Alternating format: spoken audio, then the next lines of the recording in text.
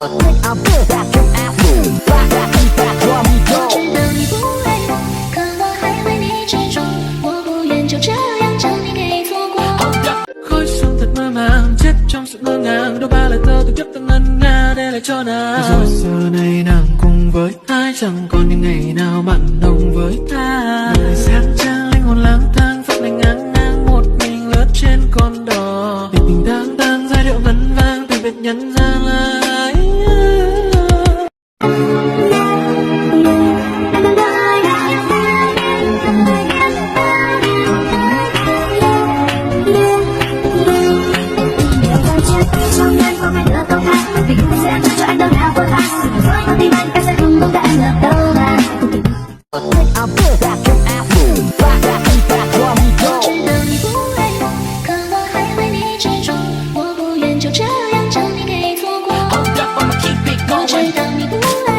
Biết bộ gì chưa?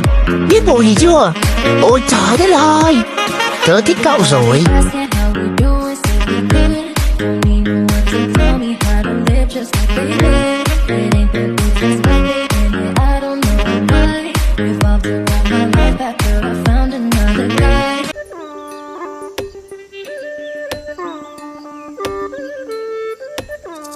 Tại vì thích em nhiều quá nhưng em lại nói là à lôi. Cũng biết solo hip hop cùng với trai bản nhưng mà thôi. Anh gửi vào trong câu rap cho em dính cả tính cả mồi. Nhà em có mấy quả đội thì anh cũng tính cả rồi. Bọn tao là Mông 22 đến từ Tuyên Quang. Ồ chớ kìa hả?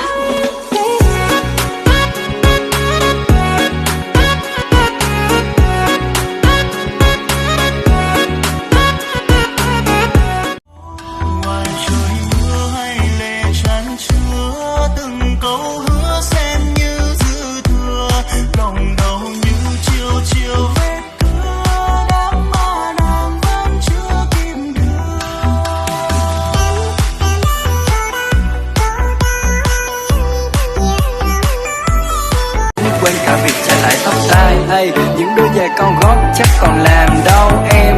Và tiền bao nhiêu cho đủ ai biết ngày sau em. Mắt em còn mỏi không ta cứ nhìn màn hình. Nhưng tối đi về đơn độc em thấy lòng mình lặng.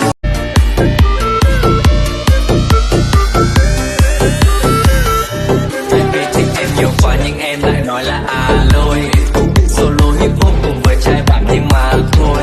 Anh viết vào trong câu rap cho em tính cả tính cả mồi. Nhà em có mấy quả đôi thì anh cũng tính cả rồi. Hot girls, bad boy. Hot girls.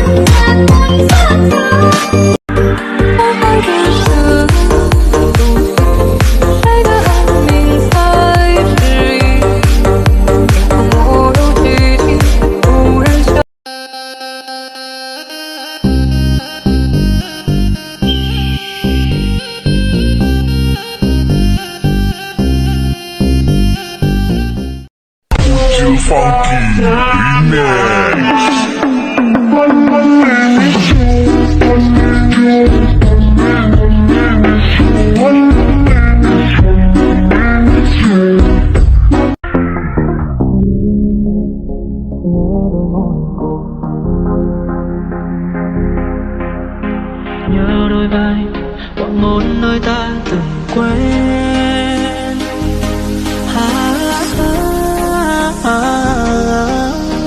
Giá như anh đừng gặp em, bây giờ anh vẫn cứ tin hai chữ tình duyên.